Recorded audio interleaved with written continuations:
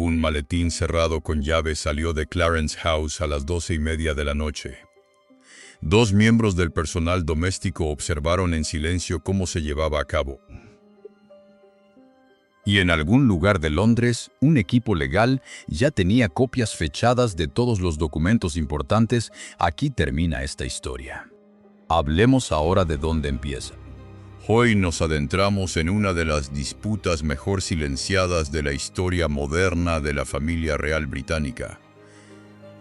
Un acuerdo financiero que se mantuvo vigente durante casi 2 décadas.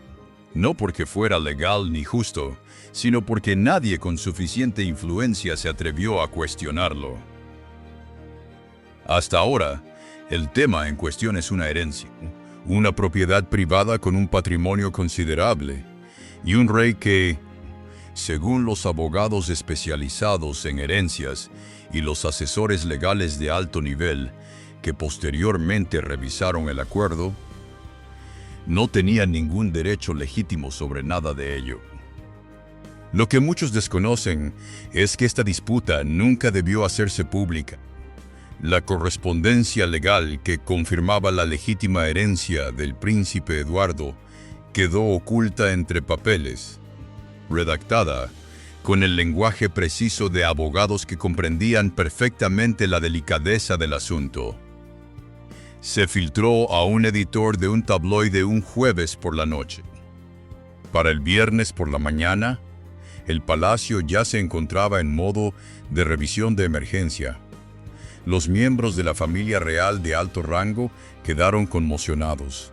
No es una exageración. Esa es la palabra que usan quienes están cerca de la situación. Conmocionados, y el príncipe Guillermo, heredero al trono, no había sido informado completamente de nada de eso. Dejemos eso reposar un momento.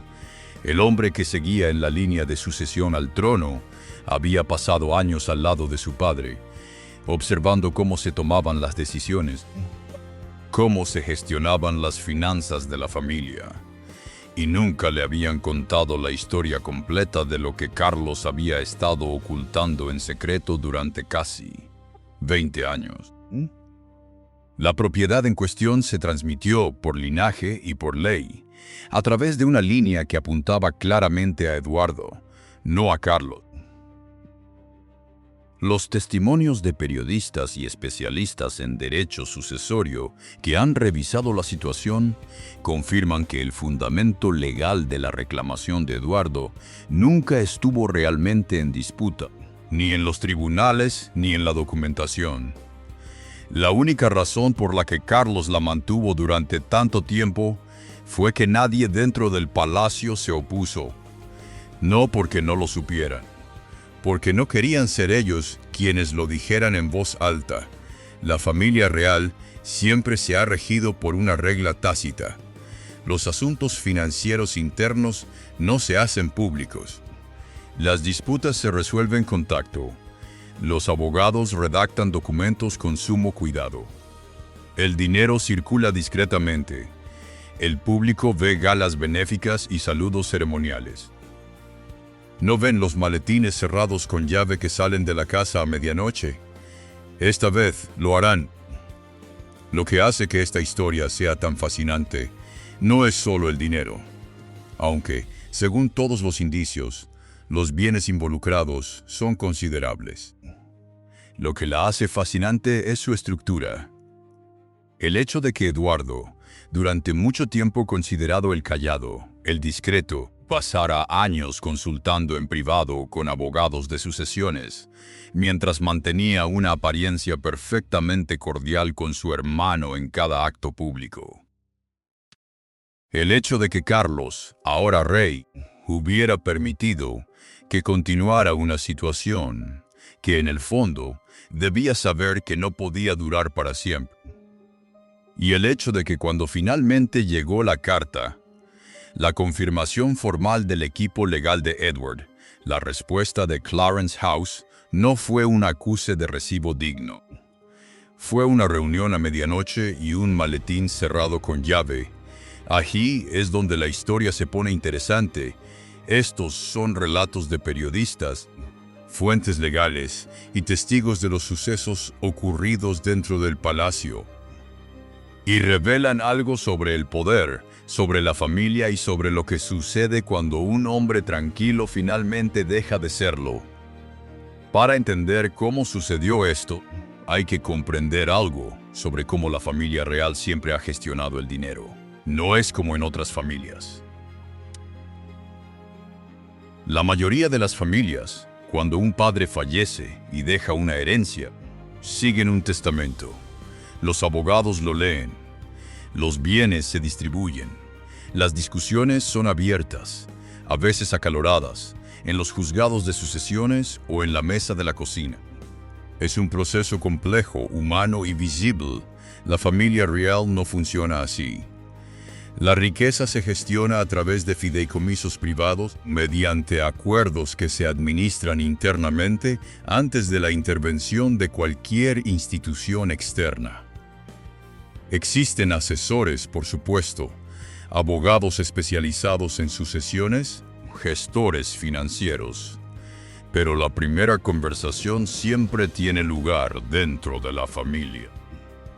Y en esa primera conversación, quien ostenta el mayor poder suele determinar lo que sucede después. Cuando este acuerdo en particular comenzó, Carlos aún no era rey, pero era, sin duda, la figura dominante, el heredero, aquel cuyos deseos tenían peso, aquel que marcaba la pauta. Edward siempre había existido en un plano diferente, más joven, más tranquilo, más cómodo en los márgenes de la vida real.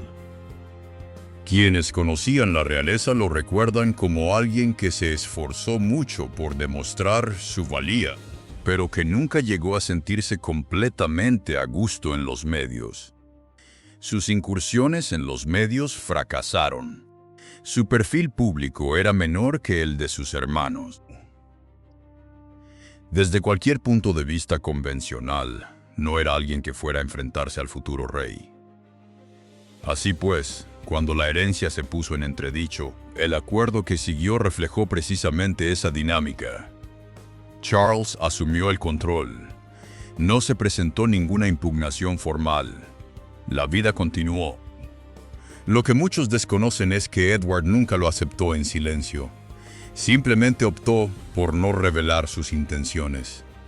Durante años, casi 2 décadas, según quienes conocen la cronología, se reunió en privado con los abogados de la sucesión, sin alardear, sin hacerlo públicamente.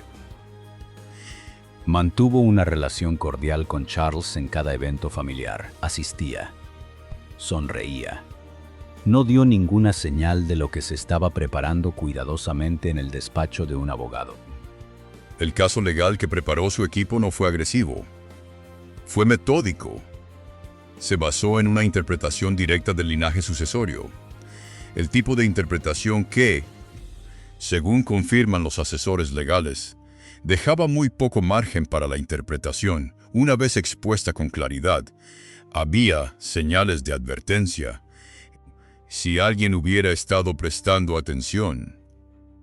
En los años previos a la carta formal, hubo al menos 2 ocasiones en que los asesores de Eduardo hicieron preguntas discretas sobre la administración de la finca. La primera fue desviada.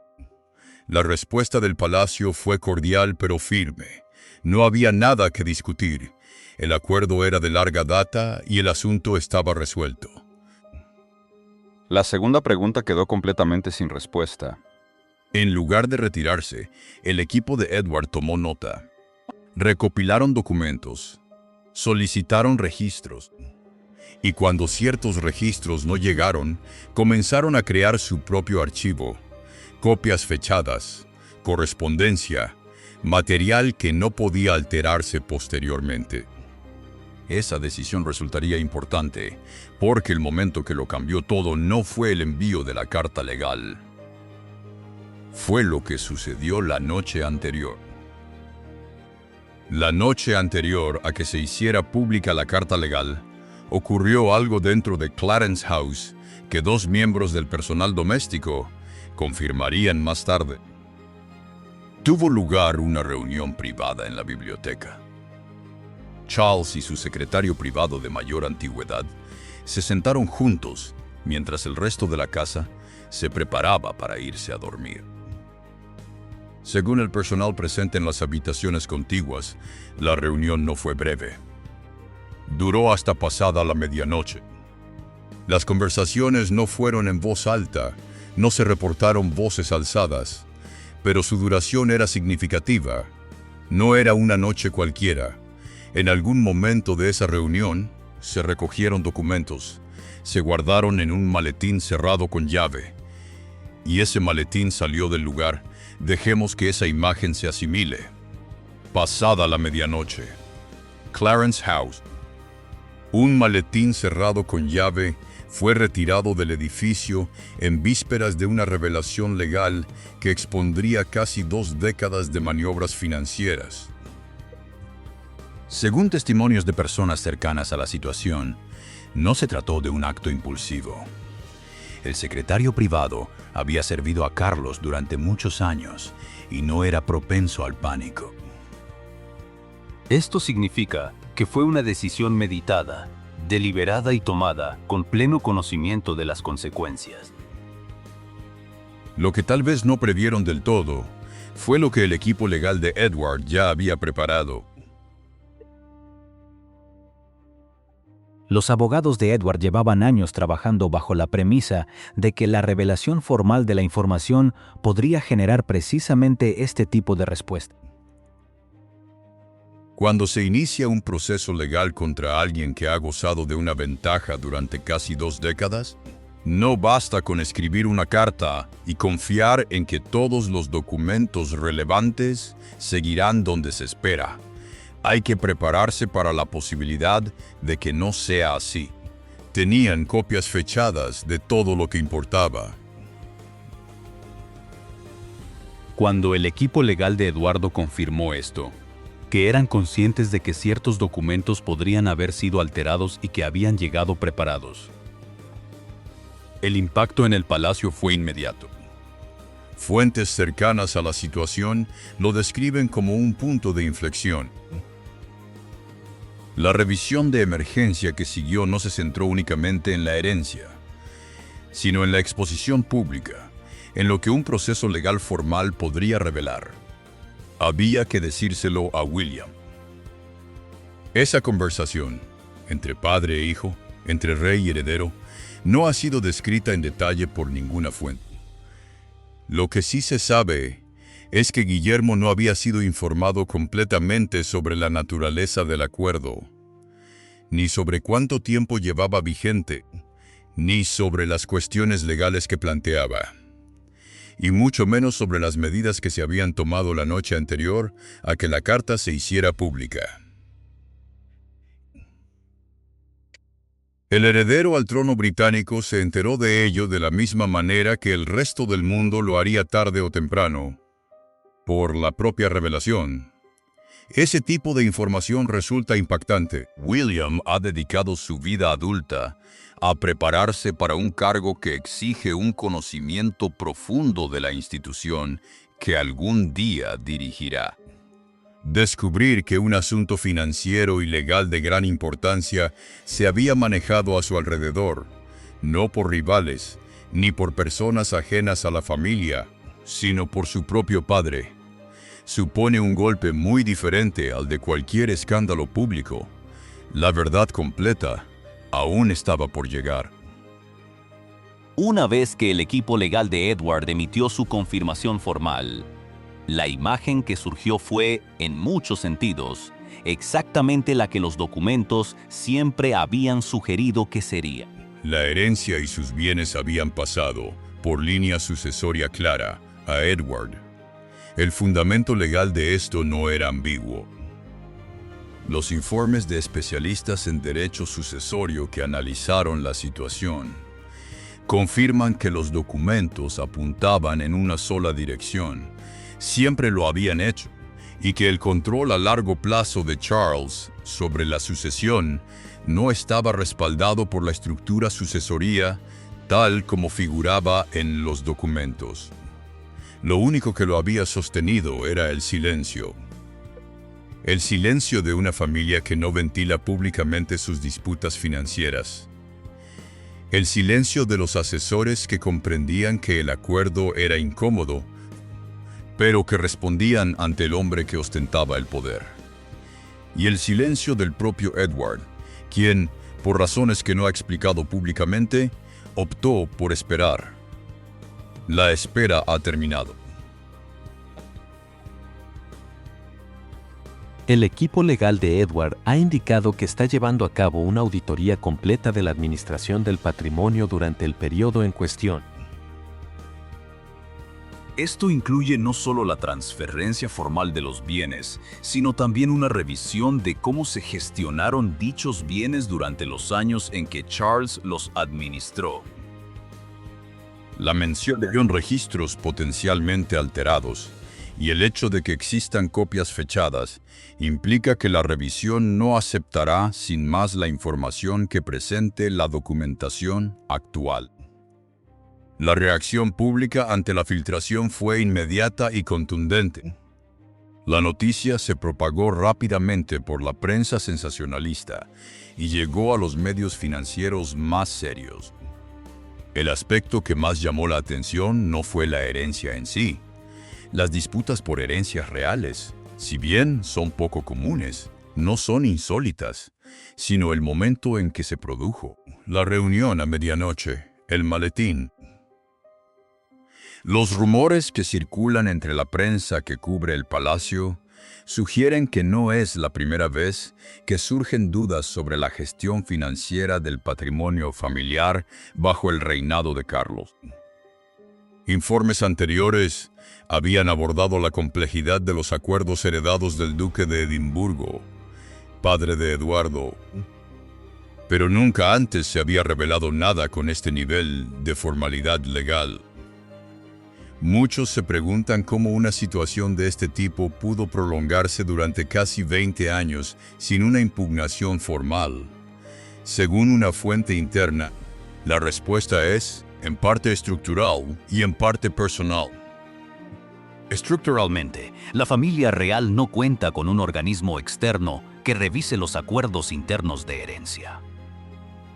No existe una auditoría automática.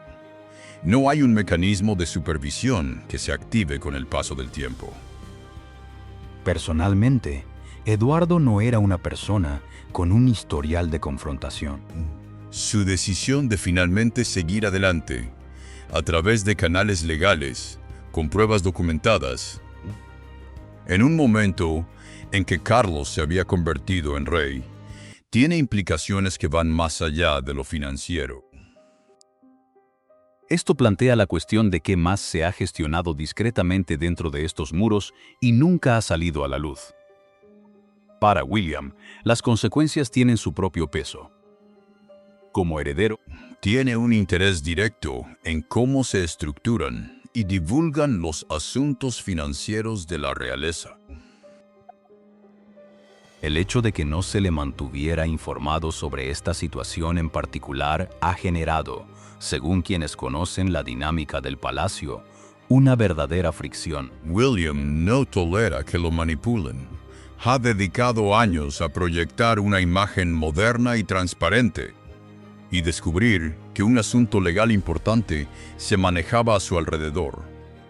No concuerda con la imagen que se ha esforzado por construir, ni con la confianza de la que depende dicha imagen.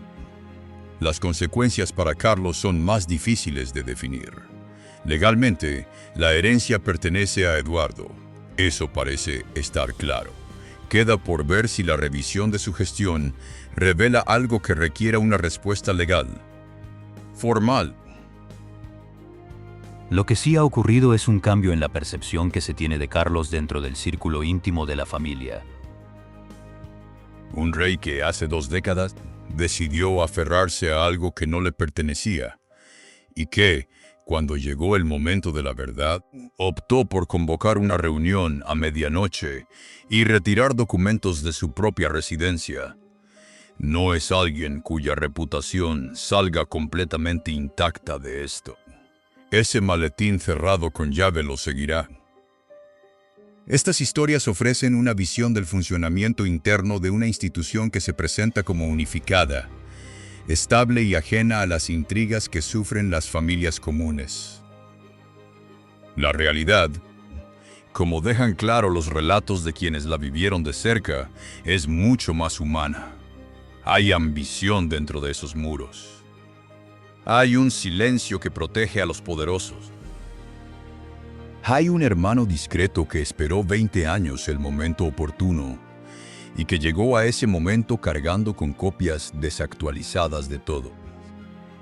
Lo que ocurra dentro del palacio será observado con atención. La revisión legal continúa. La respuesta de Guillermo aún se está definiendo. Y Eduardo, por primera vez En la memoria pública, no se muestra callado.